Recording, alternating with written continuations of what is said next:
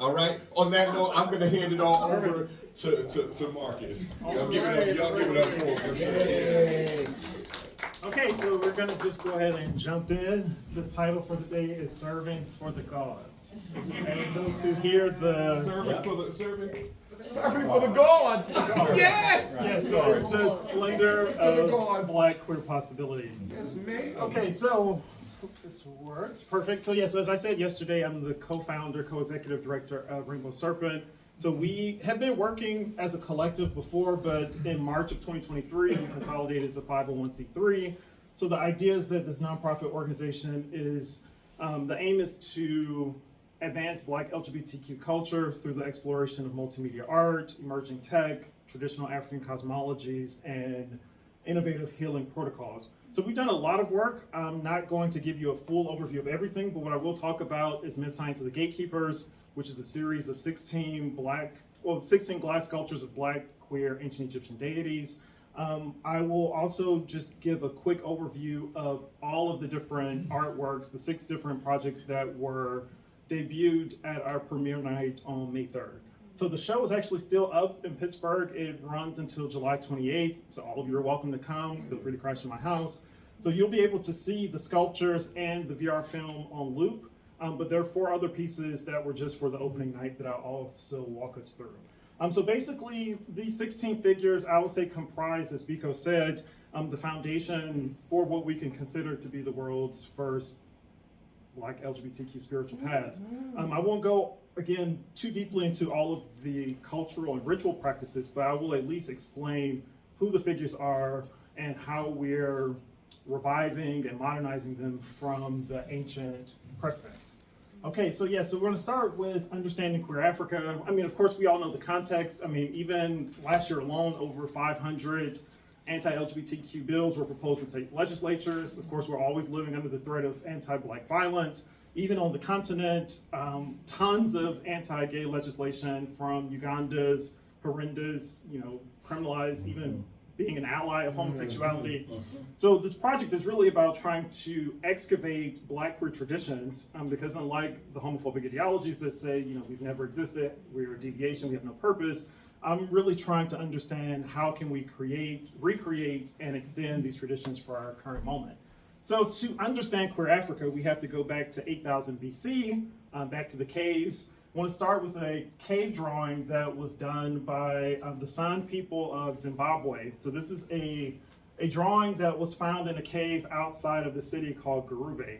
I think for a different audience, I would probably do a different kind of close reading of this image. But we definitely see a lot of large erect penises flying all different places. We have this triad at the top left with some kind of anal or intercrural sex going on. We've got this duo on the bottom left, one's riding on top of the other, all kinds of penetration, everything. Okay, so but again, this is 10,000 years ago. So this is an example of how there have been completely different relationships to queerness. Here we can think about these vibrant and very vivacious celebrations of queer sexuality, the immortalization of queer sexuality through art. And if you put this in the context of other cave paintings from Zimbabwe, you can think about this as not just, gay sex, gay orgies, but it's also traditions of healing dance, of trance work, of ritual. So all of these kinds of things are embedded in these kinds of images that really, in some respects, are a foundational moment to kind of say, of course, the basic point that we've always been here. But to get a more formal articulation of Black queerness, the importance of Black queerness, we have to kind of move forward a little bit in historical time to ancient Egypt, which is why I'm always kind of obsessed with this as a location. So this is the tomb of Nyakhnu and Khnumhotep from 2500 BC. And these 2 men built this tomb to be buried together, and interestingly enough, they were manicurists. So I mean, some things about the community never change. It's never typical. Everybody saw my nails today too. Yes. There's a spiritual reason for the nails, but we can get into that. So if you look in the tomb and you see all the paintings on the wall, I mean, just very beautifully drawn images of this queer couple, and you can see they were actually painted or carved in this face-to-face position, which is actually the traditional position of husband and wife. So you could really tell that this monument 4,500 years old, was really built as a kind of a celebration of Black queerness, and really is the first same-sex couple in human history. So it's always interesting, particularly for a lot of the more rabid Afrocentrics who are like, oh, there are no gays in Africa. And I mean, but clearly, not only were there gays, but the first gays of human history, in a sense, were in ancient Egypt. And so, of course, in some of the other tomb scenes, you can see all kinds of other queer men. They're like out at festivals, they're out on the river, they're out doing their whole sort of thing. Also, when you think about Egypt, we have a whole pantheon of queer deities. So this figure is Hapi. I talked about him before, but he was the personification of the Nile River, embodied the fertility and abundance of the Nile River. The interesting thing about him is that even though he was depicted as a man, he also was depicted with these large breasts and a pregnant stomach. So you can think of him as this idealized fusion of masculine and feminine. And I'll probably even make the case that this is one of the first trans deities of human history. So again, you have already a deep attention to understanding the fluidity of gender, the way in which queerness works in conversation with the divine. Okay, so, and this, I gave a very deep reading of this text in my paper last year about what we could call queer cosmologies. So this book, again, I would make a case, probably one of the first, if not the first, creation narratives in human history. But the book of Knowing the Evolutions of Ra, where you basically have this deity who creates the world through ejaculating into his own mouth and then spitting it out, which is clearly not ever a heterosexual or a heteronormative kind of creation narrative. So you can see here, it might be a little hard to read, but it says, even I had union, and you see the glyph of the penis ejaculating, had union with my clenched hand. I joined myself in an embrace with my shadow. I poured seed into my own mouth. I sent forth issue in the form of Shu. I sent forth moisture in the form of Tefnu. So again, this kind of masculine, feminine polarity comes from this auto-fellatio moment. So again, very different kind of origin story than what we get with, there's no shame of the body, there's no marginalization of the body. I mean, in a real sense, we ourselves, the whole world, is the kind of seminal emission of the deity, and we're like the walking sperm of the deity, according to this kind of narrative. Okay, so basically, ancient Egypt, so we've got queer couples, we've got queer cosmologies, we've got queer deities. Okay, so then of course the question is, well, what happened? If we're making this case that Egypt was a kind of like gay utopia, somebody mentioned black utopias earlier. Of course, it's a complicated story, but two of the things, of course, that we have to think about around what happened to this kind of cultural tradition, of course, white supremacy and Christianity. So now I'm turning to Eusebius, the life of Constantine. This is from around 339 BC. Of course, Constantine, the emperor of the Roman Empire, who made Christianity the state religion. And so this says, consistently with his zeal, he issued successive laws and ordinances forbidding any to offer sacrifice to idols, to consult diviners, to erect images. And as much as the Egyptians, especially those of Alexandria, had been accustomed to honor their river through a priesthood composed of effeminate men, a further law was passed commanding the extermination of the whole class as vicious, that no one might thenceforth be found tainted with the like impurity. So it's really about the consolidation of a certain kind of Christianity through violence against a black queer tradition and a black queer priesthood. And again, there's so much to unpack here. I mean, this piece around the laws. I mean, we've seen, even in the colonial context, what happens with how laws are used to suppress African traditions, all the way to our current moment in Florida, where they're trying to erase history, erase black history, don't say gay. The piece around violence against ritual practice, black ritual practice, no sacrifice to idols, assaults against black knowledge systems, no diviners, against our art practices, no images.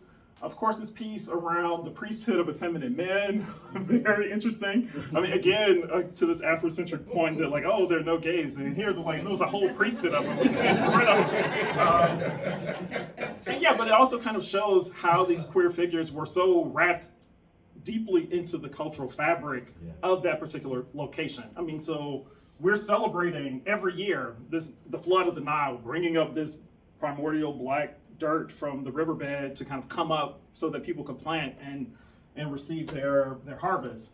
And of course, this whole idea about extermination. So this whole piece around the genocide of black queer people.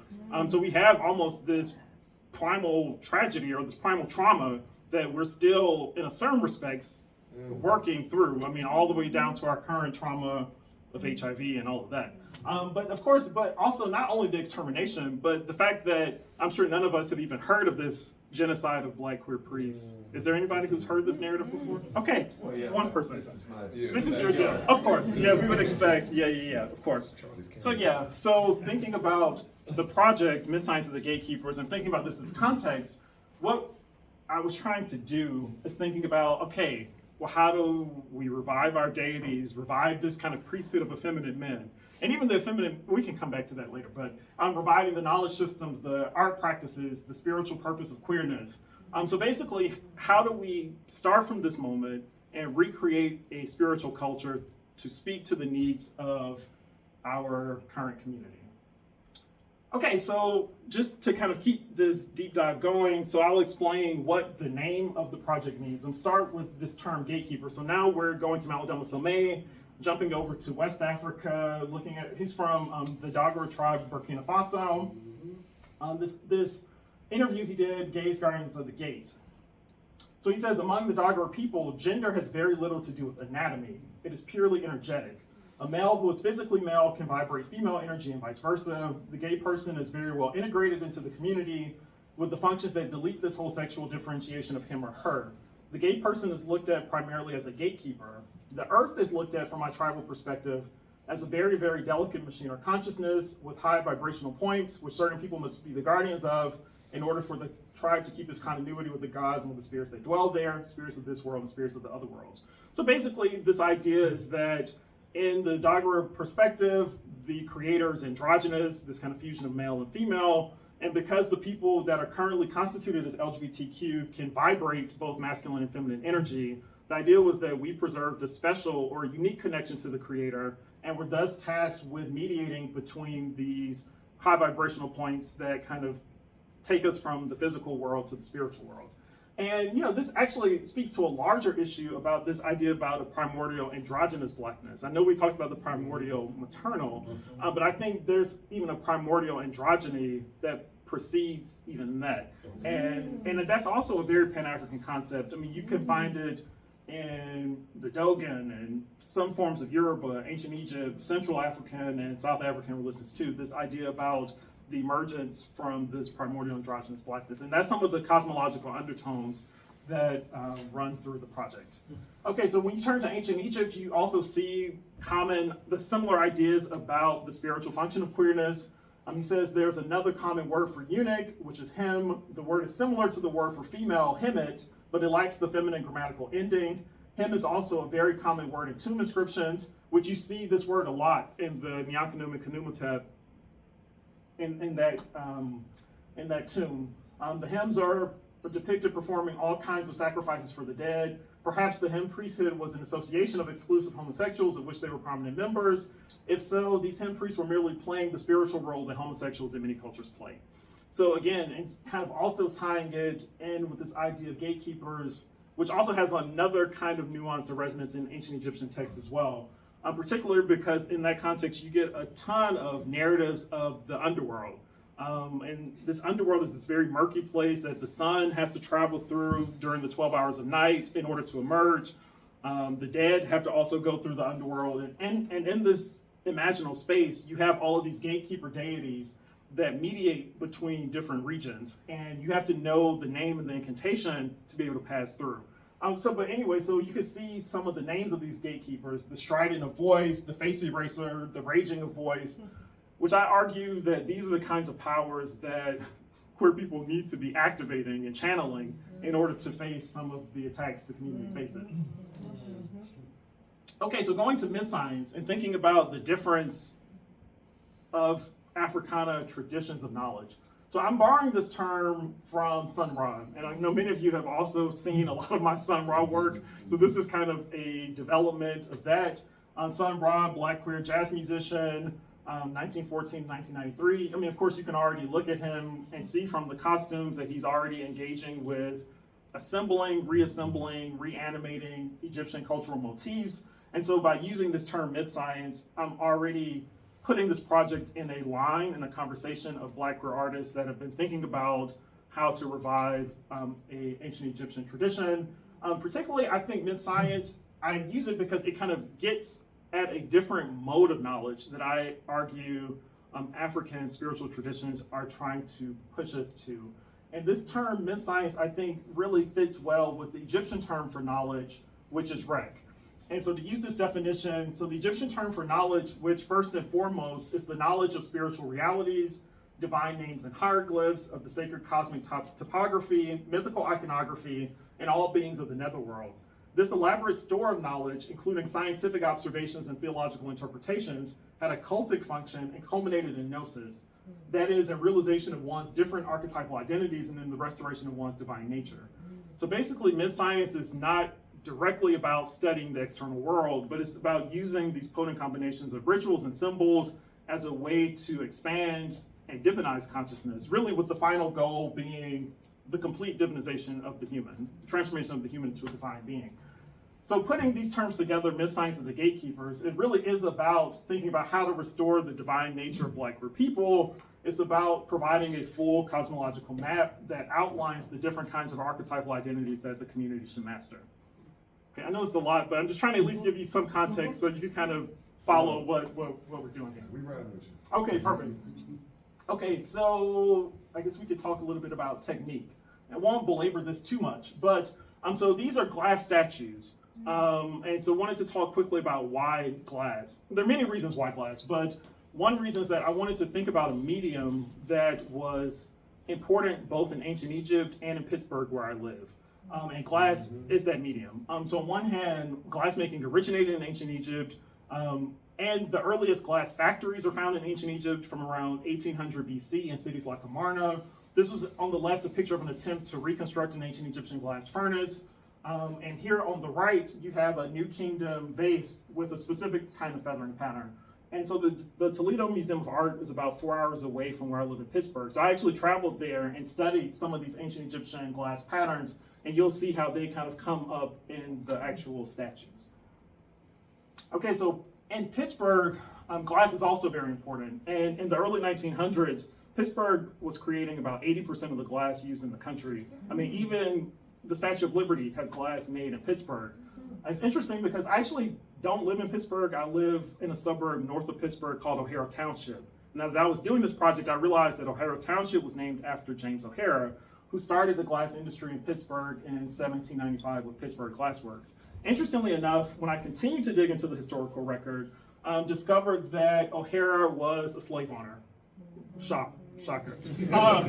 But it was interesting because one of the women he enslaved was named Comfort. And, right, exactly.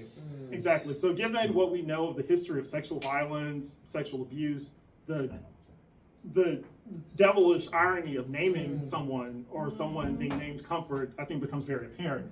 So I think with this project, what I was trying to do was think about how to create images of Black divinity in glass that would also transfigure these local connections between glassmaking and slavery. And part of that had to do with channeling the spirit of comfort, which we'll get to a little bit later.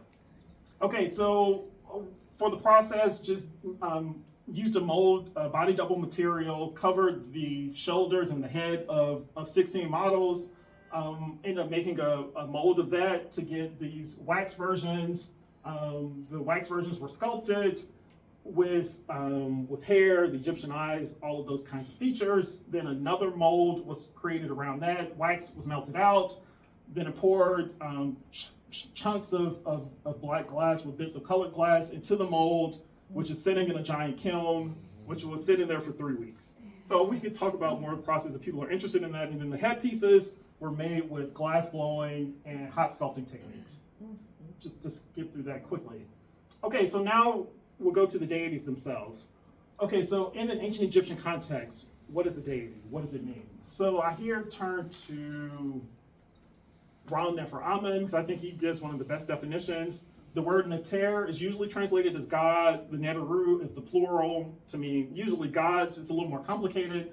So he says the Neteru are the shaping factors of all physical structures and events. They underlie, direct, and integrate all physical realities, from the subtlest subelectronic forces to the most complex of galaxies, to the organ systems making up the physical body. So this is how we kind of get into this idea of myth science. I mean, because it's doing scientific work through these mythical images. And so the idea is that the deities are not kind of imaginary figures, but they are principles of nature that simultaneously manifest on different levels: cosmological, biological, astrological, sociological, etc. So I think this is just a good context to have, and I'll try to explain some of the complexity when we go into the figures, which I will move through pretty quickly. Are you all able to see this? You want to close this one though? No, I think that's fine. Can we turn Yeah, the let's light? go ahead and turn the light off. Yeah, because I was trying to get some good footage. All right, that works. All right. That's really good. Perfect. We'll make it work. Okay, so yeah, so I included an image of what the original figures look like on the left, so you can kind of get a sense of what the newer versions kind of mean and look like. So we have Geb, who is a deity of the earth. And already we can kind of start to get into the queer dimensions, because in most cultural contexts, the earth, the deity of the earth is always imagined as a woman. Yeah. I mean, we have the mother earth, the womb of the earth, the mother goddess. But here in ancient Egypt, we have the earth that's imagined as a man, which I think is already speaking to some of the queerness of this figure. But the goose, I mean, so the goose, we know, lives in multiple ecosystems, lives in the water, lives in the air, lives on the land. So this deity, this figure is about how do we understand the interconnectedness of all the Earth's ecosystems? How do we stand up and prevent things like pollution, deforestation, depletion of natural resources, etc.? It's about biorhythms, understanding the yearly, daily, monthly cycles of the Earth and the cycles of our physical body in connection to the Earth. It's about having the physical resources that we need to live a spiritual life. I'll condense some of the description, but what I will say is also the models were chosen through a process of divination to make sure that each of the models matched some of the energetic signatures of the deities. So this particular model, his name is Weslee Glenn. He actually is a vice president of a biotechnology firm, and he works to develop compounds from plants and fungi that are used in like food and beverage and nutritional supplements, agricultural products. So basically things that the earth god would survey. So yeah, so there's a whole divination piece that's going even into the selection of the models. We can talk about hair too, because that will be a whole nother piece of the story as well. Okay, so this second deity is Mahus, this queer war deity, this lion-headed figure. Again, very complicated how this figure manifests. So on one hand, we can say biologically, this figure represents the principle of the immune system. So thinking about how the body has the capacity to defend itself, to fight off infection, to kind of survey its borders and make sure that disease doesn't get in. Psychologically, we could think about this figure as the courage that it takes to come out, to say, I'm going to fight for my truth, I'm going to fight to be my authentic self. Sociologically, we could think about this figure as a principle of community self-defense. So a figure that you can invoke against bullying, against anti-gay legislation, to say, okay, if you attack any of us, we're all going to fight en masse. Okay, so we have this next figure, Meow, this cat deity. Very different. So I would say this figure is about all of the sacred aspects of queer beauty, sexuality, luxury, wealth, and pleasure. You can see the figure on the left with like the earrings and the instrument. So it's a very more erotic kind of figure, thinking about the divine function of beauty. So kind of an Oshun kind of figure with a kind of a queer twist to. So it's all about, again, the spiritual purpose of wealth, the purpose of luxury for kind of building the resources needed to meet one's spiritual goals. It's about the kind of divine harmonics and geometries that make up beauty and the beauty that we see in the world, and the importance of beauty for developing this quest for enlightenment. Okay, so this next figure is Apwat. Apwat is this figure that deals with the complexities of language, of belief, of communication. So think about all of the symbolisms of canines. I mean, so on one hand, they're always digging, kind of symbolizing the digging for information, of collecting facts, of rhetoric, rhetorical persuasion. It's also kind of a trickster figure, because we know words have the ability to both obscure and to illuminate. And it's interesting because this model is a professor of education. So it's all about how do we use words, how do we interrogate our beliefs, how do we understand how words can be used as labels appropriately and inappropriately. And you can see maybe here, he's got kind of the Michael B. Jordan hair with the twist, and that kind of pull off to one side is already about the trickery and the kind of, the kind of games that this figure likes to play.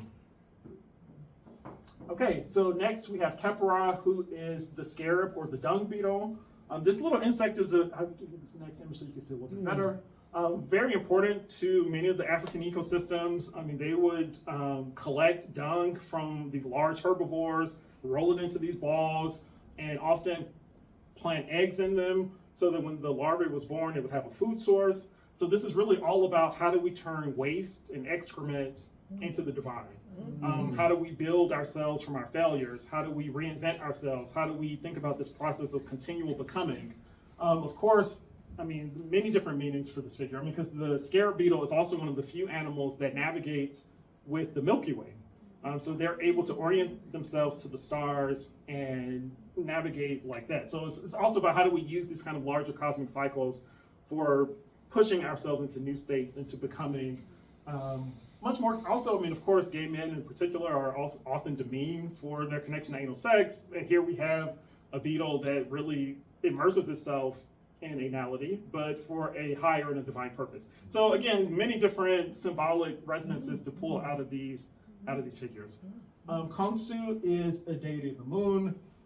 Particularly, this figure is about our ability to nurture. So like this is kind of a nurturing or maybe a mothering, maybe, we'll see. But it's how do we nurture young children? How do we nurture the elderly? Or how do we even nurture the projects that we're trying to do in our life? Of course, the moon, so this is also about dreaming, it's about astral projection, it's about all of the kind of internal states. How do we develop humility? How do we go into trance in order to change our behavior? I mean, also you can see here, just looking at the initial iconography, you see the side lock that the traditional figure has that kind of becomes reimagined as these box braids. But again, all of those kinds of ideas are embedded in this particular figure. Okay, so if Khonsu is internal power, Ra, of course, as a deity of the sun, is about our external power. How do we show up in the world? How do we think about leadership? How do we think about managing our emotions and not being led by our emotions? How do we think about, kind of showing up with morality and ethics? How do we use spiritual skill to influence people? I mean, of course, the sun is always shining, so how do we get on stage and use our talents to shine for the community? So those kinds of things are like, how do we be the monarch of our own lives and our own castle? And the interesting thing about the sun disk, the way that it was made, it changes colors as you walk around it. So it's like purple from some angles and gold from others, which gives you this rising and setting sun effect. Yeah, it's a dichro sheet, but I won't go into the details, but that was kind of what we're thinking. Okay, so Sobek. Sobek is a deity, this crocodile deity, of course, guards the waters. It's all about the thresholds and crossroads of life. And really it's about the kind of how do we get through the practicalities of our professional and personal lives. So thinking about, again, all of the symbolisms of the crocodile. So this is one of the few animals that actually survived from the era of the dinosaurs. So this is about a certain kind of toughness, a certain kind of resilience. Like how do you get through the battles and the scars of life? The crocodile, of course, also lives in these kind of murky waters and is eating all this rotting meat. It has a very tough immune system. So this figure is also asking us to pay attention to the dynamics of diet, of hygiene, of cleanliness, all of the kind of ways in which we kind of create our daily and our normal routine.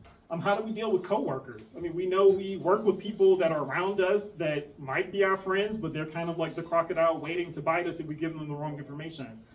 How do we deal with creditors? Of course, we have the credit card companies that want nothing more than to chomp us in the jaws of debt. So again, this is about the practical drudgeries of life. How do we understand the day-to-day routines in our professional and personal spaces?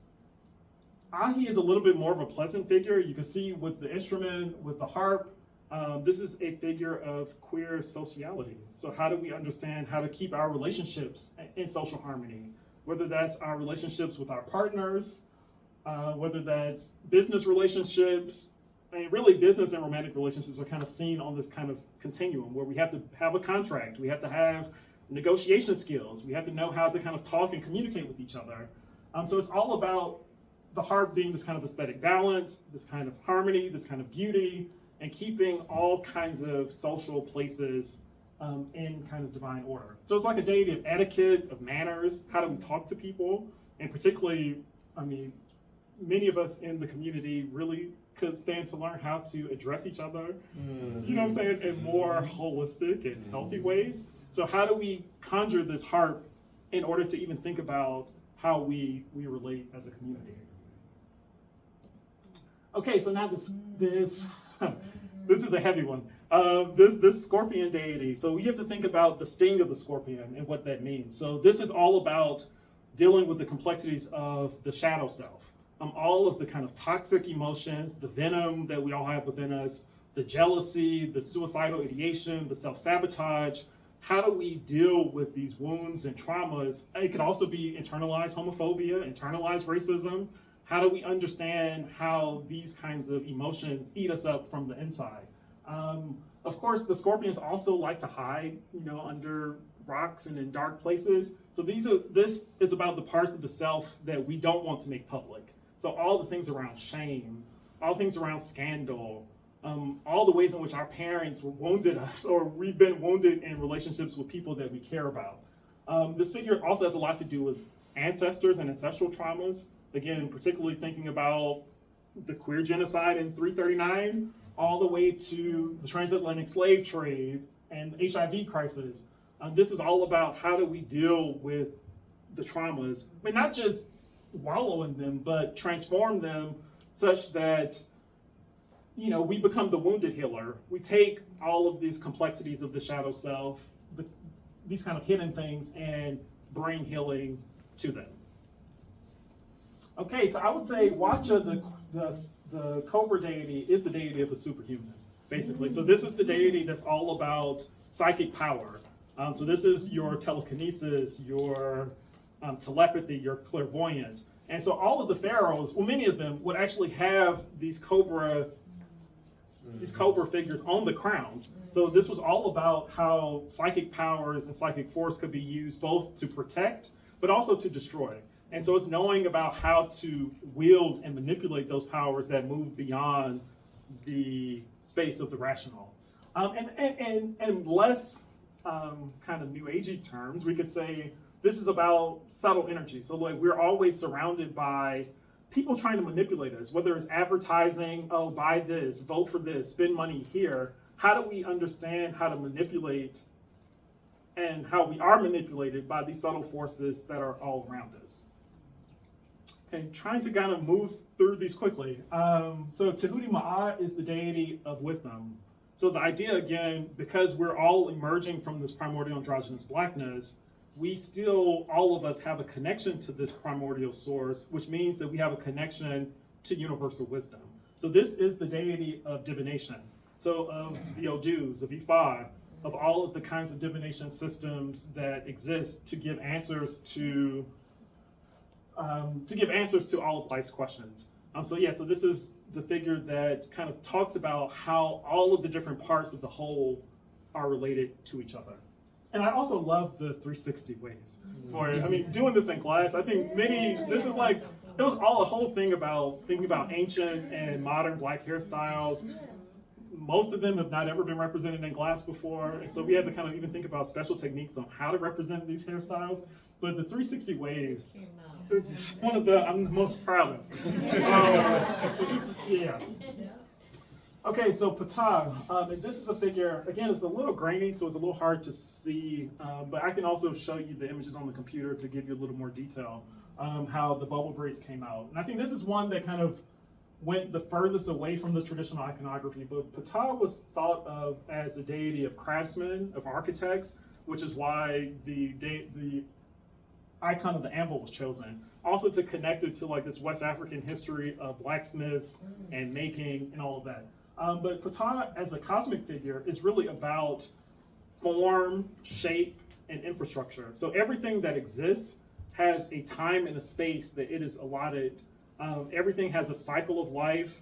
Everything has a particular place and purpose. So Ptah is about the shaping forces that give rise to the world.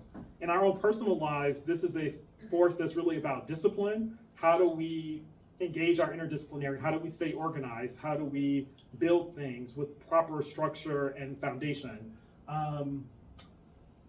So show another image so you can see a different perspective of that. But yeah, so again, it's about how are things organized, how are things formed, from the most microscopic level to the most macroscopic. And then our final two figures, oh no, three more. So Hapi, so I was actually the model for this figure. So I mentioned him earlier. So Hapi is about this kind of idealized fusion of masculine and feminine, which is a sign actually of the attainment of human enlightenment. So this figure is all about the fusion of opposites, the way in which all things, all contraries are joined together. Even in the subtle details of the headpiece. So Hapi traditionally had these papyrus stalks and these lotus buds. So that's another kind of fusion. So we have papyrus, which symbolizes books, writing, a certain kind of left brain thinking, where the lotus buds are more psychotropic, right brain approaches to knowledge. So even in the headpiece, it's this fusion of left and right brain. Hapi also, because the Nile River flooded every year, is also about the principles of group unity. How do we all come together to avoid being destroyed by nature? How do we kind of come together to build wealth? How do we come together to actually build a country, a nation? So this is a principle of unity, group unity, and this kind of higher enlightenment. Okay, so now we're at the most abstract deities. Nu represents the cosmic, the primordial black waters. So we could think of this figure as basically infinite energy matter. You see like this black water in a clear bowl. So we know water, of course, can be formed and take the shape of any kind of vase you put it in. So this is the kind of primordial black matter that actually was formed and morphed into all of the forms that we see. And so you see these water waves in the figure. The water wave N is actually the hieroglyphic for the water wave is actually the hieroglyphic for the word in. So even though you're seeing water waves, you're also seeing his name being written out. And so those water waves were transformed into the cornrows. Yeah. So this is, again, and also this piece actually, once the Pittsburgh show is over in May of 2025, is traveling to the Smithsonian Museum of African Art. Are you serious? Yeah, so this is kind of going to be on the road. And the final piece is Amun. So if Nu is infinite energy matter, Amun is infinite consciousness. I mean, so we see basically feathers with no bird. So this is just pure flight, pure consciousness. So this is like the witness, the observer, the figure who was there before creation and just silently kind of observes. And we could think about even just empty space. I mean, even though we think space is empty, there's a consciousness in space that is kind of constantly observing us, and we're constantly putting energy into it, and it's constantly giving us energy back. So this is Amun. And I should also say about Nu, because they kind of work together in the sense, because Nu also is about this kind of absorption into loss of self and higher consciousness. So it's like when you realize that you are the primordial waters, you realize that you can become anything. And so Nu also is about these principles of self-sacrifice, being able to sacrifice yourself for the larger good. It's also these moments when we blank out and lose consciousness, whether in religious ecstasy or an orgasm or things like that. And so in the book that I'm writing, that will also accompany this at some point, I've got this whole chapter about the sex between Amun and Nu as leading to the creation of the world. It's called Black Holes and Big Bangs.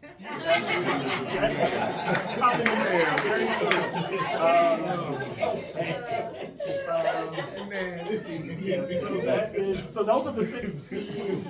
Those are the 16 figures. Okay, so opening the mouth. Again, all of these kind of erotic ideas. Okay. So in ancient Egypt, there was a ceremony called the opening the mouth ceremony. So this is a ceremony that priests would do, number one, on dead bodies. So they would have different instruments, and they would actually touch the mouth of dead bodies with the idea that this would give them the ability to speak in the afterlife. They also interestingly did this ritual on statues with the idea that the statue needed to be animated so the deity can come and live in the statues. There's all these narratives from ancient Egypt about how statues would actually get up and walk around, statues would fly. And so the opening the mouth ritual was like a very important piece of like a whole ritual framework. And also the opening the mouth was done on whole temple complexes. So the idea was that the building itself could talk and speak. So at the opening, I kind of organized a site-specific live performance called Opening the Mouth, which was about ritually animating both the statues and the spiritual system that it supports. So I'll kind of walk you through some images from this ceremony. So on one hand, we have Ursula, who's leading this procession. So basically what we did, we had all 16 models come to the premiere, and we all did a procession around the whole gallery. And so each model was standing in front of their statue, basically offering ribbons and flowers. And so you can see like this model here, Weslee basically offering a ribbon to his statue. We were talking about Feuerbach at lunch, about basically praising ourselves as religion. But like this actually kind of was a version of that, where people were standing in front of statues of themselves. And so we have Ursula leading the procession. So she's kind of a blend of a Het Heru deity figure. She has this Egyptian sistrum that she's shaking. But we also wanted to think about her as a version of comfort. And so thinking about, she was probably one of the first people to even see glass being made in Pittsburgh. So the question became, well, what would it mean for her to be leading a procession for a different kind of glass making? So we marched all around the whole place. We have the different models, again, offering things to their statues and standing next to them. And so then when everybody completely completed the procession, then we used projections on the wall to kind of completely change the space. I can't really see it here, but so we have all of the statues on their pedestals, and then the whole place kind of changed colors, and then different things happened. And then we had two dancers come in who then would go statue by statue, and they had different ritual pieces that they would perform in front of the different figures. The dancer on the left has a glass lotus bud, and the dancer here has a glass snake.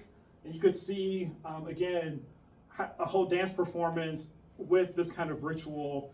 You know, actually, we have footage of this, and we're turning this footage into another dance film. But that's probably going to be another year or so before that comes out.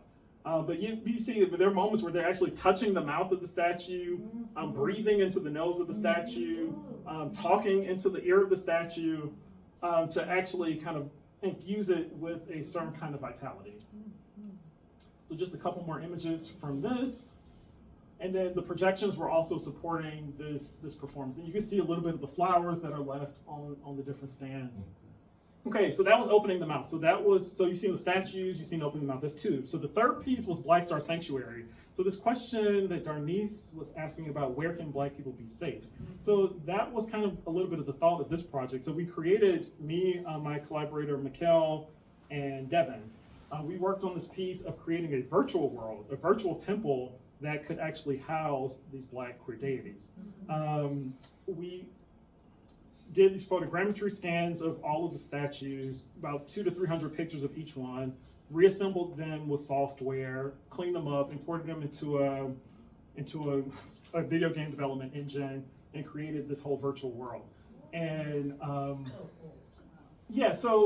and then we made a film from the virtual world we created. So we had a virtual camera, and we used the Rainbow Serpent as the protagonist, exploring this particular imaginal space. And the temple is actually also built off of the temple at Philae, which was the last ancient Egyptian temple that was in existence before it was shut down by the Arab invasions. So there's also different kinds of historical reclamations that are happening with this project. But I'll just show you a clip from this.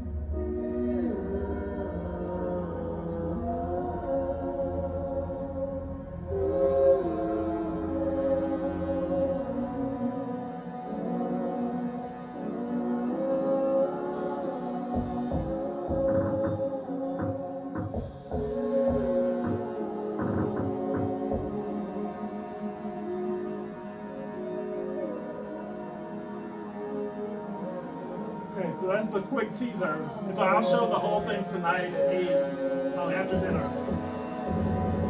Okay, so one of the future projects is actually to develop this work so that it becomes a full virtual headset experience where you put on a headset and actually can go into the space and interact with these deities, talk with them. Maybe you get different kinds of mindfulness or ritual exercises from them. But for the premiere, what we did, we actually projected the film onto the walls of the space. So it was an immersive experience. So when you came in to see the sculptures, you're surrounded, or you basically are brought into this Black, queer, imaginal temple space. So just to kind of show you what some of this looked like. So we had this pre-dawn moment where the snake is coming from the heavens. Also might have some resonances with the UFO piece because it really kind of comes down, does its thing, and then flies back up. And there's like this whole movie is a symbolic day. So you start this pre-dawn moment, and then you have this moment on the bridge where the snake kind of is going into the temple, which is this kind of move into the material world, and these very particular deities there on the bridge. So just to try to give you a sense of what the immersiveness of the thing looked like. It moves through a series of courtyards, basically navigating the labyrinth of life, then goes into this into this tomb space, where you see this image of Nyankanu Mikanumatep, here on the wall. And then this throne room, which kind of represents this higher enlightenment. And then the final sequence of flying back into the heavens. So just to kind of give you a sense of what that looked like with the immersive piece. Okay, just so you kind of see what it felt like to be in the space with the sculptures and the film going on at the same time. And the walls are like 77 feet long, so it's like you're kind of surrounded by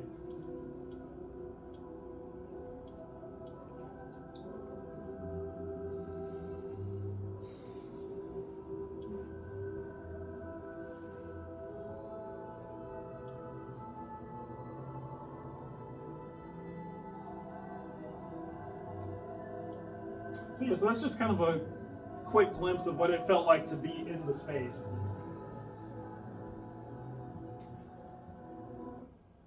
Okay, so just moving quickly. So again, this is a community effort, not just me. It's a whole collective of artists working on this. So we had this other project that we premiered at the on the exhibition debut from Granville Carroll, which is a series of digital photographs in response to the sculptures. So we have the whole visual art component where he's using these interesting digital manipulation techniques to create these composite images in response. So you have this figure, the crocodile deity. We have his take on Ra, the deity of the sun, and another take on Ra, the deity of the sun. So this will be a whole separate project that comes out in about a year or so. We'll kind of think about how I'll probably do some writing about this and publish that separately.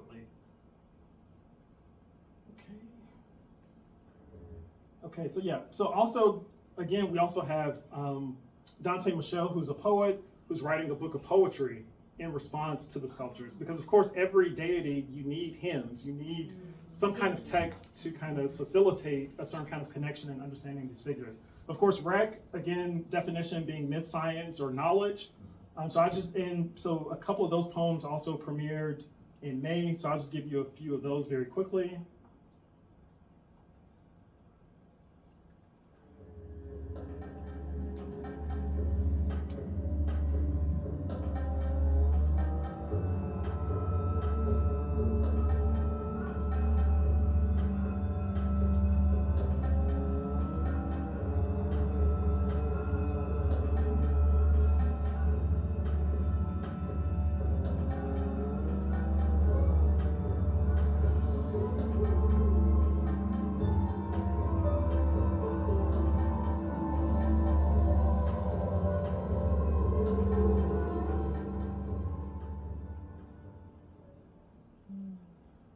Procession of the Sustainer.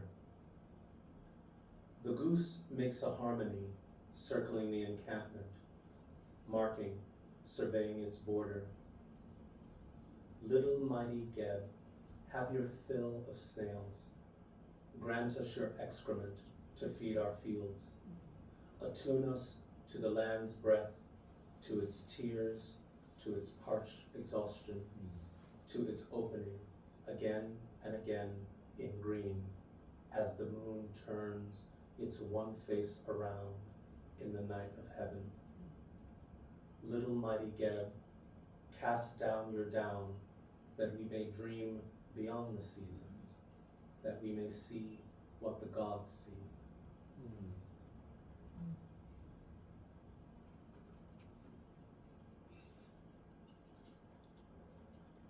Song of Order. He walked the sea of dunes and tamed the sands. One eye a brain, the other eye a heart, but single vision, a seed of peace. Praise him, lovers, standing back to back. You see the same horizon, you breathe with unity. Ahi walked the sea of dunes and tames the sands. One hand holds the key of life, the other his indelible harp. Strum once, all chatter ceases. Strum twice, and silence reigns. Strum thrice, the noble houses all embrace their nobler selves.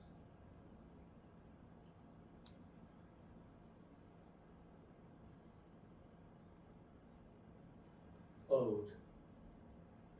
In the night of heaven, they adorn their garment with stars.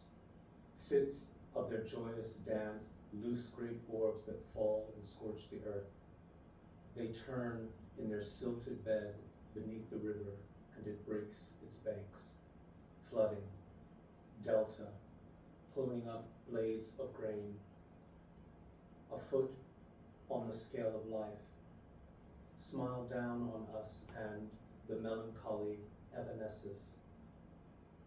He holds his tit in one hand and her phallus in the other, orgasmic, flake of ash balanced on the of a frond. Happy spills their drink at the festival of Khonsu, and the rains come. Okay, so yeah, so that's kind of building up a whole archive of devotional works, poetry. So that is another project that's being worked on that will come out hopefully in the next year or so. And then the final piece before I close is this song, Knowing the Evolutions of Ra. So here, I'm gonna have to say what Eric about do. I'm sensitive about my stuff. So this was actually my first time composing music. So, you know, we read the text at the beginning of the deity ejaculating into his own mouth. So I worked to set that to music. And my buddy Weslee, who was Geb, the deity of the earth, is also an opera singer. So we worked together, he performed the song. So I think you all, I know I'm a musician, so I played classical music, did the whole recital, state competitions, played also 2 churches. So I've got a little bit of a classical and gospel background. So this is Knowing the Evolutions of Ra. And this will be my last piece before I close.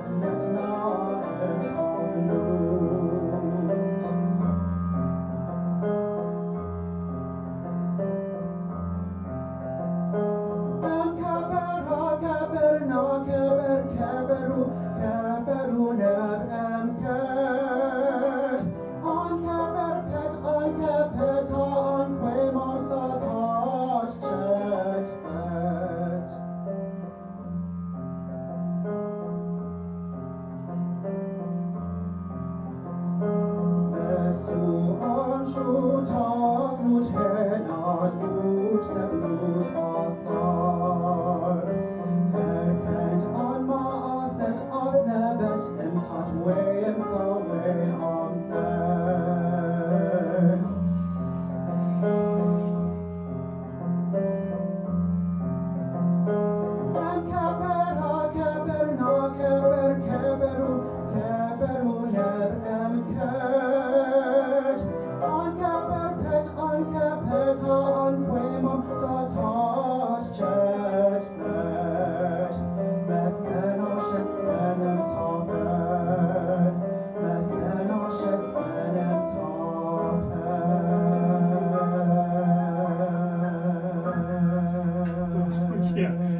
I think that's it.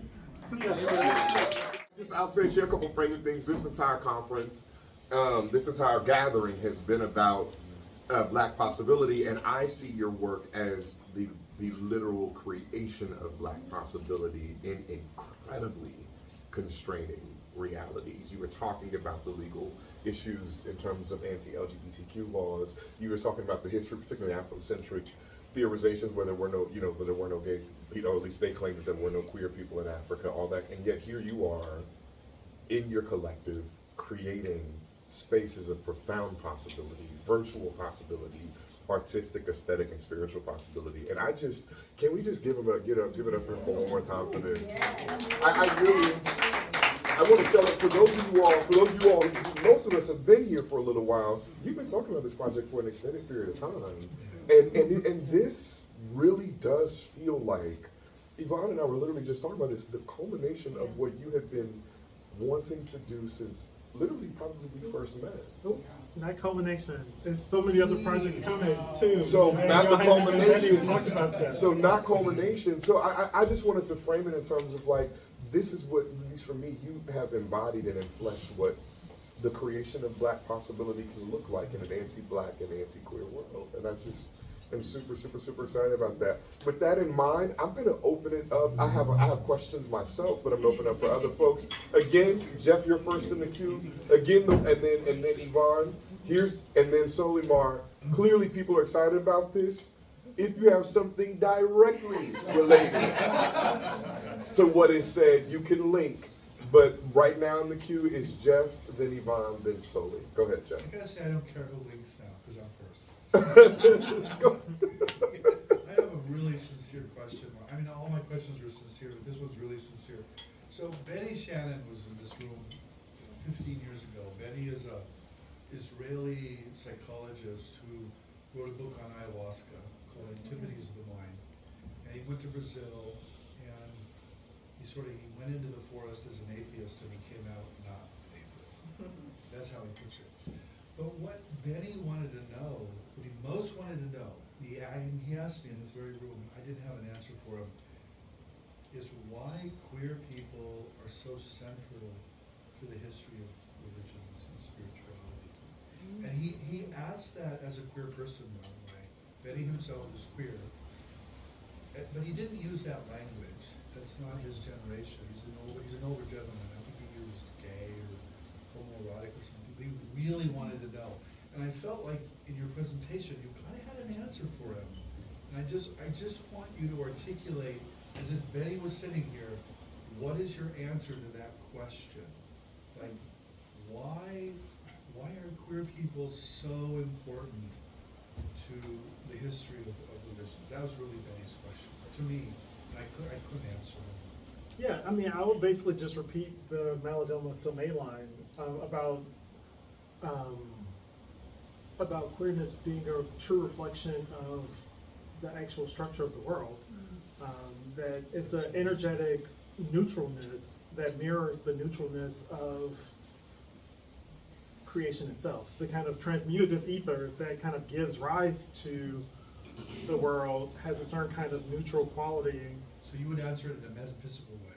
There's a kind of correspondence between that orientation and the physical or the Right. natural world. Or the closest correspondence in the material world, Okay. in the sense of this idea of the one reflecting back on itself. Okay. Is to that use late? a kind of a Neoplatonic word. Okay, you're Esalen. I'm just getting the keepers. okay, so then we've got Is that it? Vaughn, Is that it? Sully, Max, and then Jessica. But hopefully that was a satisfying answer. That's a very satisfying, I appreciate that, thank Yeah. you. I really wanted, I just want to know what to say to Benny. when he asks. Go ahead, Yvonne. I just have, it's a very quick question. I often wonder about, the serpent, the rainbow serpent, and, you know, my metet is Gambala. We don't associate that with Egypt, but there's a clear line between these deities that you mentioned and the Vodou or whatever. Yes. Can you say more about the rainbow serpent and what that means to you? Yeah, so I think Max asked me that same question yesterday. And actually, you know, sometimes it's the kind of most simple questions that actually stump you the most. Because it just seems to me so self-evident. I mean, I guess it's really not to other people. So I guess it kind of is working on many levels. I mean, so on one hand, we know the rainbow is representing a certain sense of the possibility of life, the kind of refraction of all colors. So it's like the assumption of all identities that are kind of wrapped up in this kind of natural phenomenon. We know, of course, the rainbow's associated with the pride flag. The rainbow's associated with the colors of the chakras. So there's also an energetic piece around how energy works through the body. And so many of these figures, I mean, so Damballa is one of the ones that we're thinking about, but also figures like Oshimare, and a whole ton of other these rainbow serpent, these serpent creator deities that kind of serve as the foundation. So part of it is a Pan-African attempt to see or to find an icon that synthesizes Yes. all of these figures and kind of, again, reactivates or reanimates it for our moment. Got it. Perfect answer. Good, Solomon. Thank you for sharing that that's rich and multi-dimensional work. I have a process question.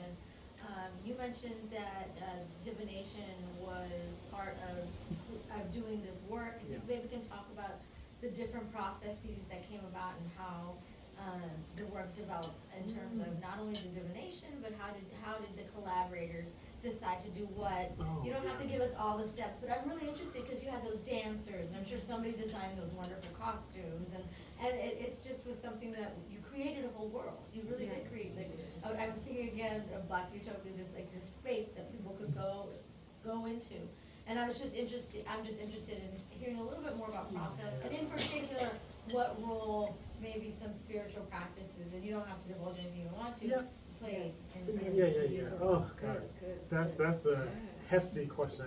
And there's so many ways to answer it because there's so many ways in which the artistic process, the spiritual process, and the technological process Yes. are all, and the intellectual process are all working together. And the technology is like the glass blowing. Yeah, and that it all yeah. is working Yeah. together, and it all has a certain kind of queerness too. I mean, even like the long, so all of that kind of is functioning in the mix. So one piece of an answer to that question, so the whole making process was an initiation and a ritual. Yes, So I wish I actually I do have more process pictures, so I could actually show those to you later. Yeah. But it was a multi-stage process. So again, so you saw a little bit of it. So this kind of alginate material that would cover the shoulders, and then we would wrap plaster around that. There was a kind of a body double material that we would cover the whole head, and then put plaster bandages around that and wait for that to set. And you did it yourself too, which I thought was really Yeah, important. Not completely by myself. No, I no, but worked you with. No, also she's did saying that you're process. Wahhabi. Oh yeah, I Yeah, went through the process yeah, myself too. yeah. Yeah, absolutely. So there's a whole kind of mummification that happened. Because you're literally sitting there and you can't move. Yeah, you have 2 holes in your nose, but your whole face is covered, and you're sitting there for hours while it sets. So Oh my God. Goodness, you have to go into a yeah, exactly. So there's a way in which even as a figure sitting to be made into the god, Yes. you're kind of having a death and rebirth My God, kind of today. moment. Yeah, almost so like an underworld. very much an underworld. And actually when you see, I can show you the images, but with the white plaster bandages, I mean, it looks like a mummy. Like you're sitting there.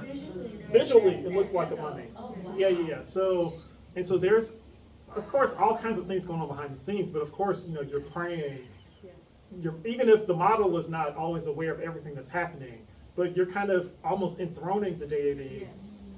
in that process. Yeah. So yeah, so every part of the making was a spiritual process too. Absolutely. So yeah, so I would kind of say that, and even, I mean, there's so many other ways you can kind of build that out too, because then the way in which the wax comes together, because then you get these wax shoulders and you get a wax head, and then you have to combine those together, and then you're sculpting and molding the actual wax.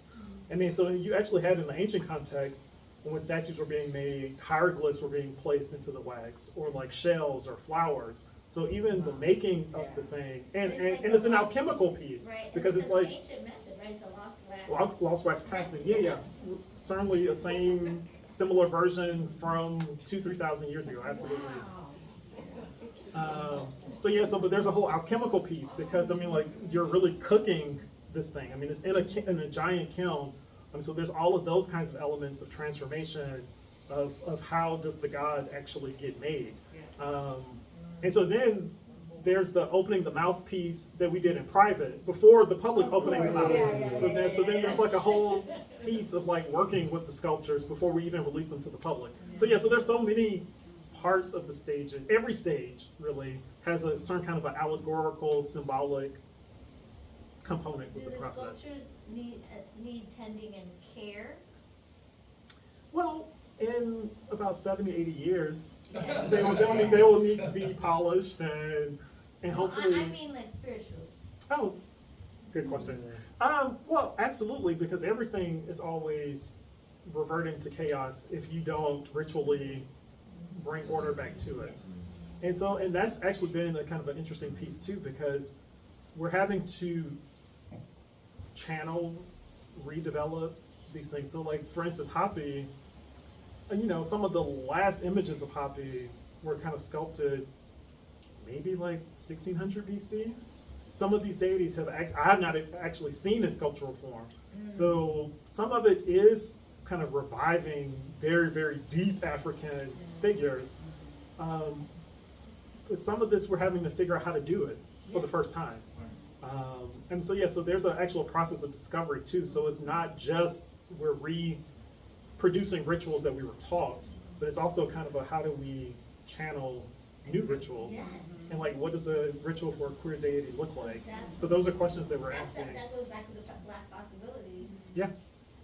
Don't forget the divination piece. Oh yeah. So for the sake, thank you. For the sake of time, we're gonna move. So the queue right now is Max, then Jessica, then Charlie, then Diane. Okay. So And I will come back to that at some point. Okay. We'll talk, We can because talk there's a about lot it. of yeah, and there's some Ifa in the mix too. There's That's some what I like figured. yeah, of course.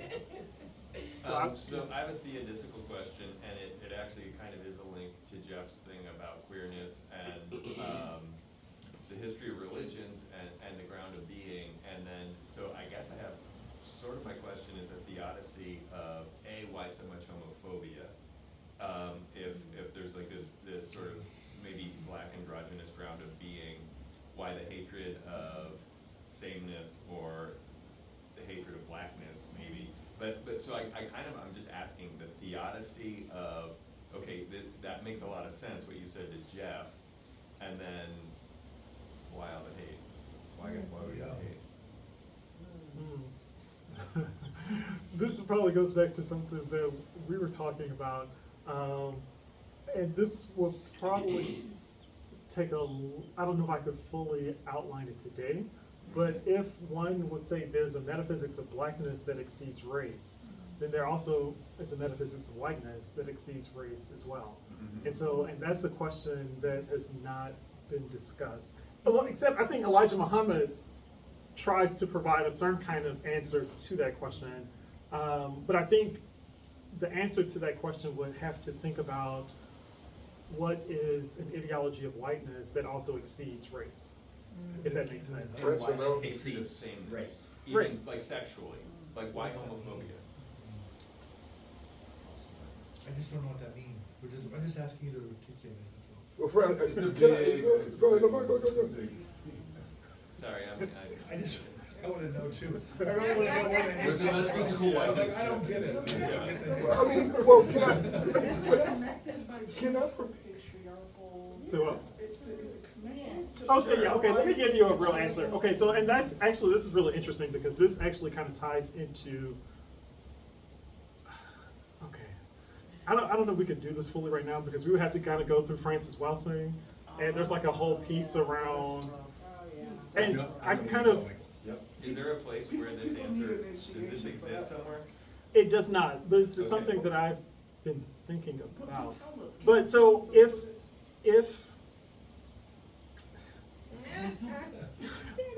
yeah, no, okay. I know everybody's like looking at me with like, right. Okay, so if the idea is that a certain kind of, and this is, okay, so this is kind of building off of like, let's say a Francis Welsing kind of perspective. So you kind of have to understand a little bit about her work to kind of understand what this answer is going to be. But her work that is kind of making this argument that a certain kind of metaphysical whiteness is about kind of preserving, it's about preserving whiteness in the face of erasure or possible, what's the word I'm looking for? Dissolution. So the idea is that there's a tremendous focus on heterosexuality because heterosexuality is a tool, of course, the primary tool of reproduction and social management. So if you have this kind of primordial blackness that's all about a plethora of genders and bodies and sexualities and formations, those are kinds of things. The primordial blackness, because it is a plethora of constant generation, it's producing things that exist way outside of the frame of just mere reproduction. And because it does so, because it has the audacity to try to stay in the space of constant transmutation and emergence, that is why it has to be stamped out and repressed. I think it's a hugely important thing. Yeah, so I think more could be said about that, but I think high level, that's probably what I would say. Phyllis got a link, and and so then this I is just got a a link link to, too. related to what he's saying. She probably ought to say, in a sense, primordial revenge too, since white comes from black, Right. and the what do you call it? The albinos were put out of. She envisions this sort of primordial Big existence in the expulsion. same way that Freud and Marx do, where the albinos were sort of put out because of their albinism, in a sense. Well, right, so that's a different kind of look. So, right, so then the attack on queerness becomes an attack on origins. Right, so it becomes this kind of way to say this is the kind of paradise we all kind of existed in, this sort of profusion of bodies and genders and sexualities and dynamics, and it becomes like an anxiety of influence kind of argument. So it becomes, exactly. Exactly, so it becomes, how do we respond to this fullness, this kind of, the precursor of blackness being this origin that we emerge from but cannot admit. That's right, exactly. So it's a kind of a Francis Welsing Bloom argument kind of response. That's interesting. That's a different project. That's a whole different. Yeah. To keep us moving, so I think Jessica was next up, then Charlie, and then Diane. I'm gonna make a brief link. I'm thinking about Fanon here too, in terms of the Theodician question, just because that Manichaeism piece. So I was thinking about the conversation about this metaphysics of whiteness that you're talking about. What was coming to mind for me was Fanon talking about that the colonial world is a Manichaean world. It's a world of twos, and there's white good and black evil, and they're sort of metaphysically placed in opposition to one another, and that's why anti-blackness is constantly sort of going down. But that's me personally thinking through, your work. Actually thinking through that question, not so much through your work, but actually, I'm going to stop there because I actually don't think you need a theodicy either for the work that you're, because theodicy is largely a monotheistic problem. It's not necessarily a problem. Anyway. It is. I mean, theodicy is the question of why, if God is so good, why do people suffer? And so that, when you're dealing with deities who function in different ways, you don't place that kind of, I don't place that kind of question within the context of polytheistic orientations. But this is why, Ifa, they don't need theodicy because the gods don't function. But Yeah, that's a total aside. I shouldn't. I didn't mean to go down that. Jessica, it's on Quick you. question, and this is really in relation to Solimar's question about Black possibility sort of occurring through the process. And you know, I appreciate her question about, you know, sort of technique and technology. I'm also curious about the kind of queer relationality through which this is happening. So you're using, you know, the term we, and it's very clear that there's a kind of collective that's happening here. It's not a, you know, solo artist and you're just sort of in your solitary space making this, but this comes out of relationality. And so I'm just wondering if you can talk a little bit about that and like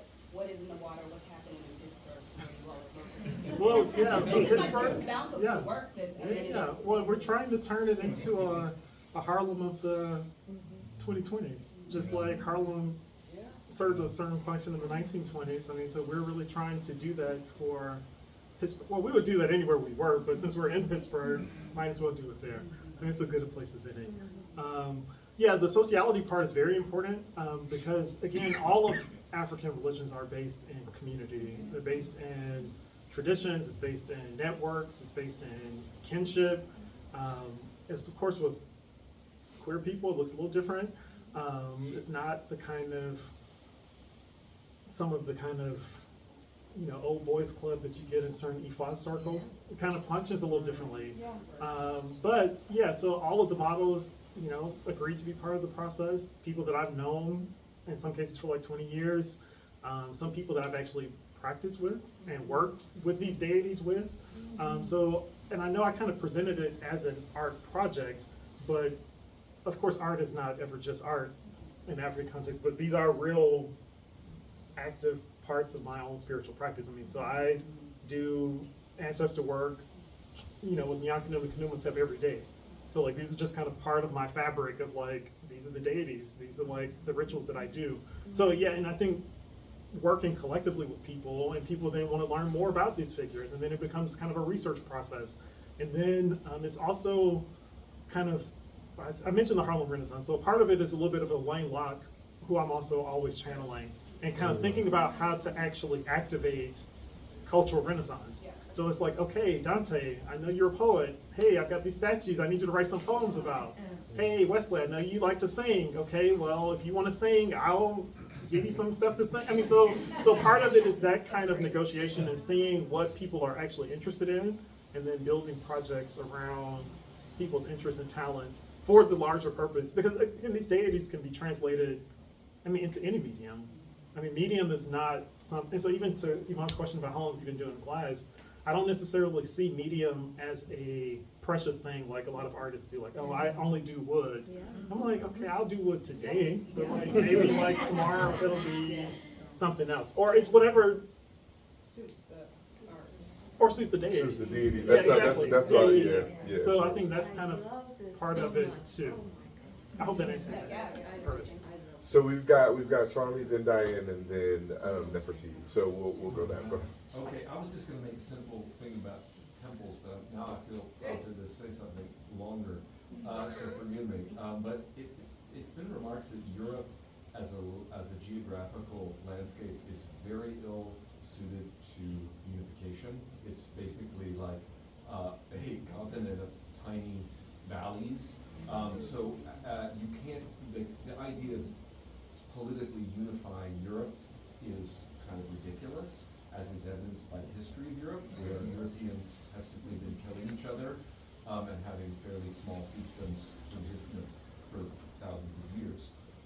That in like just take Greece, which is a collection of polis, versus Egypt, which was politically unified for quite like millennia. Yeah. There's nothing like that in Europe. So I say that because I have a lot of hesitation about using the category of black-white to do history, because the category of white, the Great White Experiment in the so-called New World, allows Europeans who spent millennia killing each other to experiment with the idea that they might be one at the expense of the indigenous people and then enslaved people, brown and black people.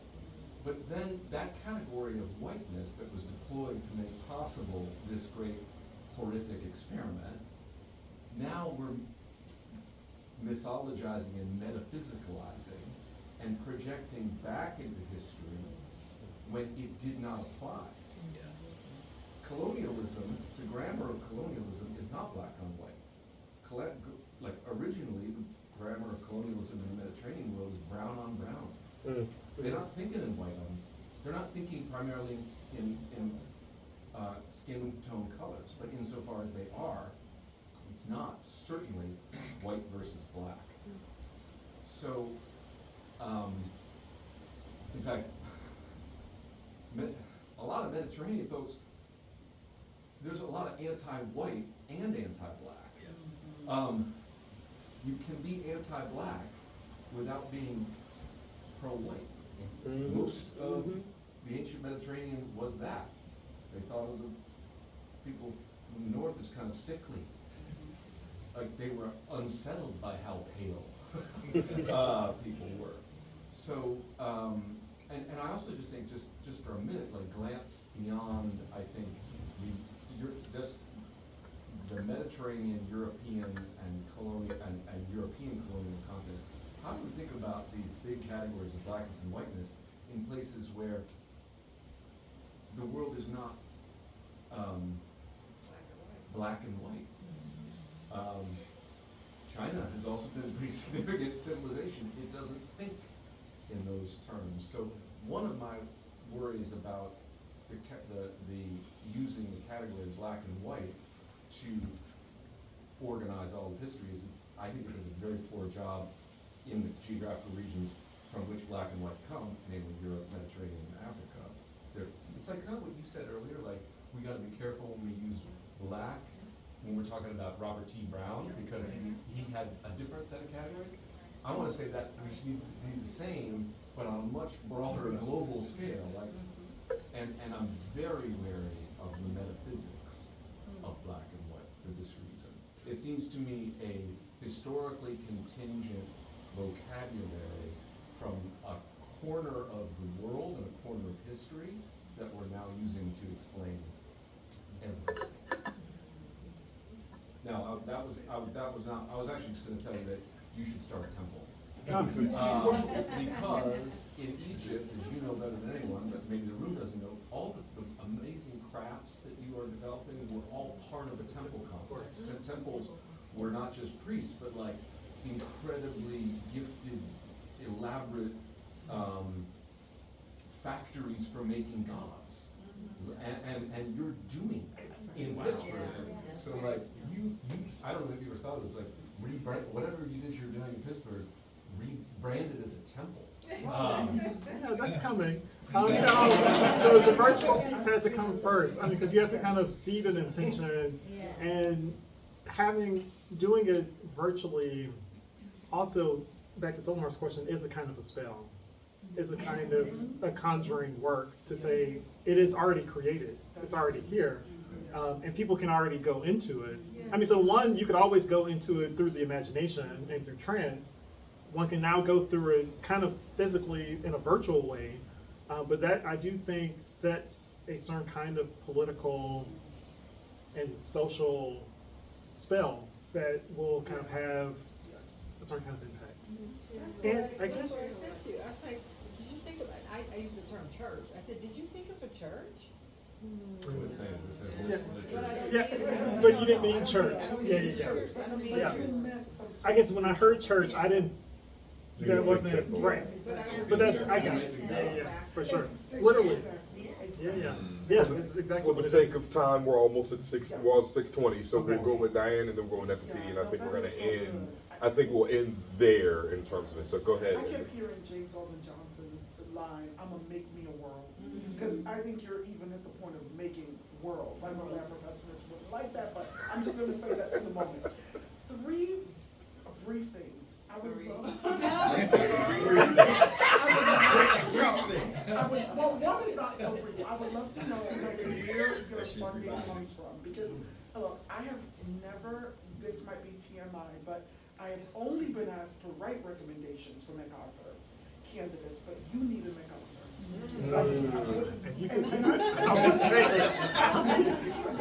There are some prominent people in this room, and if you are ever in a position to give names, I've had a friend who gave names before. Please put Marques. He said I can call him Marques. Please put Marques on the list. Yeah. Oh, You, yeah. Oh, you please. need and deserve a MacArthur. Yeah. It's real. I don't know how they do it, but if I'm ever asked, I'm definitely putting you down. Okay, let me say number 3 first, but I want you to answer 2 now, after I give you. 3 of us, I was curious about what your thoughts are about Asara Set. Sure. Versus what you're doing. I'm so curious. And then the second one, okay, so the Egyptian images, are a lot of them androgynous, or are those male figures? The ones that were on the left side? On the left. That hieroglyphic Yeah. figures. And I'll just say, the reason I'm asking is I'm wondering, is there something about the anatomical male queer person that is more suitable for this kind of cosmology? And I ask because even for me, in context in West Africa, where I have clearly seen queer people having specific roles in traditional religions, it's always been men. Always. Even people who have written about it, like Rainbow Serpent, it's always male queer people. I have a friend who was initiated as an Igwe in Igbo society. He told me about some queer kinds of things that happened during that ritual. But I never hear about it, anything like that, in relation to and a female. That's a question I had too. Well, no, well, okay, so again, Malidoma says that gender is energetic, not anatomical. Yes. So it's not even necessarily about, it's not about the physical body in a certain kind of Western sort of sense, because again, if you have 9 spirit bodies, they all can be differently gendered. And also for female figures, there's a whole different set of deities that are not even in this project. So like there is like a vulture goddess, Mut, who is sometimes depicted with a penis.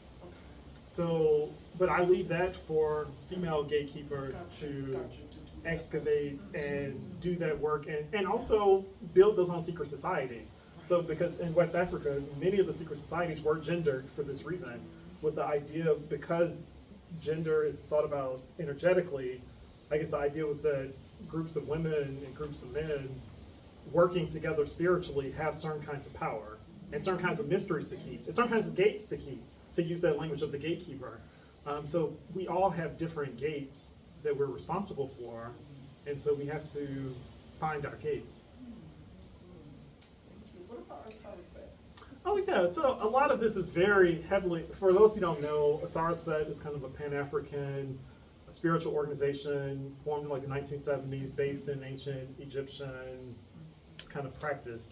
Yeah, I mean, if I was being very reductive, I would say this is kind of a gay version of Asara Set.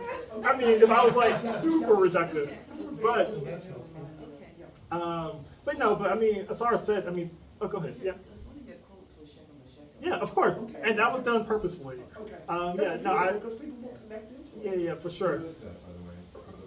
Nefer, so he's the leader, the developer of this spiritual organization, and it is very powerful work. But he's also just super homophobic. I mean, just very nasty to gay people. And most of that whole world is very queer antagonistic.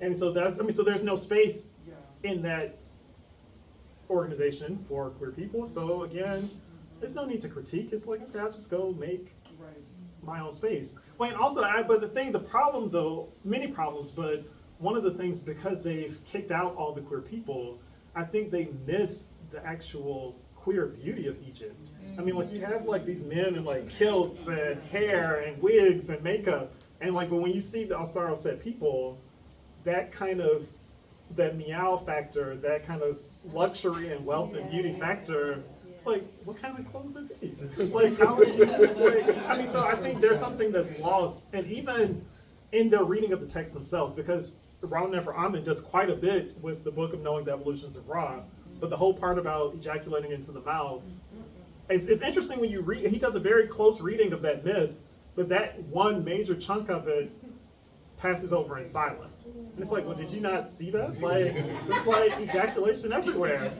So, Just a quick question. When you talk about creation coming out of ejaculation, why do you use the word ejaculation, not orgasm?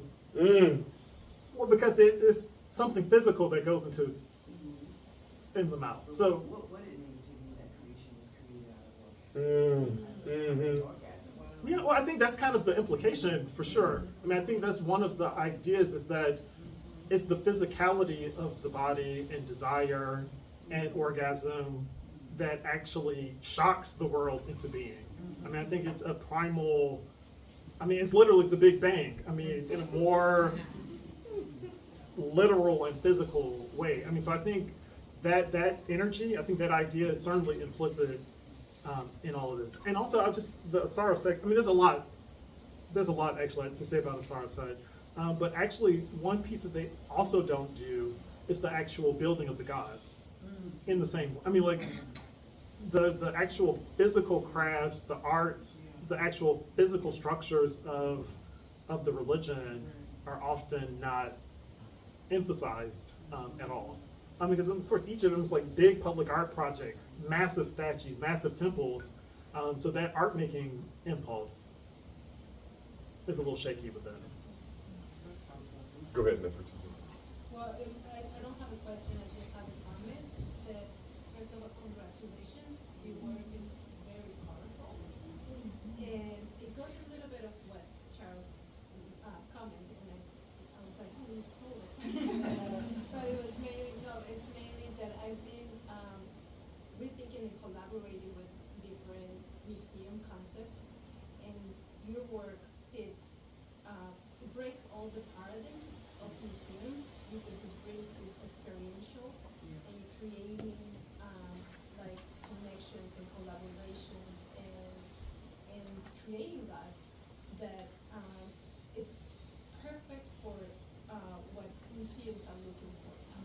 They're now they use the term decolonizing museums, but it's more breaking the paradigms of the boring, just throwing a sculpture without allowing you to interact.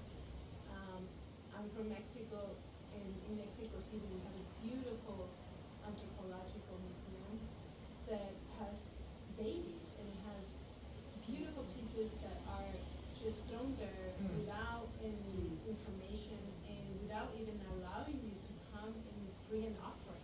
And what a beauty would be to have a place where you actually do the ritual. You actually come and interact with that deity. So I think we should knock a lot of doors for this museum. No, I appreciate that. And yeah, and there's so many other pieces that I wish I had ready to show. But even if I could have shown you some of the footage from the actual event, like that moment where all of the models are standing in front of their sculptures. Oh, wow. I mean, they were like, yeah, no. They were like real moments of like intensity for like, I mean, it was about 800 people that came that opening night. So I mean, yeah, and it was hot. It felt like you were actually in a full Egyptian tomb. But yeah, I mean, I actually had to leave the room because I was like getting too overheated. But yeah, no, but there were like really powerful moments where you kind of see the shock or you see kind of different ranges of expressions, especially as the film, I mean, because you're actually immersed in the space and in the world. And then I think this would be generative for other projects too. I mean, so like after the premiere, so like the next day, we did about 11 photo shoots of the models with the sculptures in front of the projections behind them. So it was like so many different levels of reality being played with. But it was also interesting because the signatures of the deities started to come out in the photographs and just in the ways that people were posing or dressed. You could kind of see like the kind of sex kid and meow, it's all like the shirt off, like all kind of elaborately. But then other figures were more formal and structured and very tough. And so you could actually see different things happening with the models and the sculptures. So yeah, so it's a generative project. And so that's why I say not culmination, because I feel like we're like not even fully getting started yet. So yeah, so I could see the, like, just like the primal blackness kind of spewing out creation over and over. And I guess to respond to Charlie, we're doing myth. This is myth science. It's not history. So I definitely understand the caution and the need to kind of be careful with certain kinds of projections back into the past. But yeah, but as a myth scientist, it's a different kind of concern around thinking about the metaphysics of blackness. So I guess that would be my response to that piece. We have one quick link because Queen Mother just got here today. Go ahead and do your thing, and then we're gonna go ahead and. And my sister left me a little bit of time. She did. She did. She did well. So, my question, it's about the spiritual memberment of the body. What made you stop at the head? I'm thinking, or inner head, this basis. But I'm also thinking that you couldn't, like for Jesus, you couldn't stop at the head because that red heart is such this important figure. So I'm wondering. Yeah, so part of that is kind of the limitations of glass as a medium. So for instance, the pieces have to be in the kiln for about 3 weeks.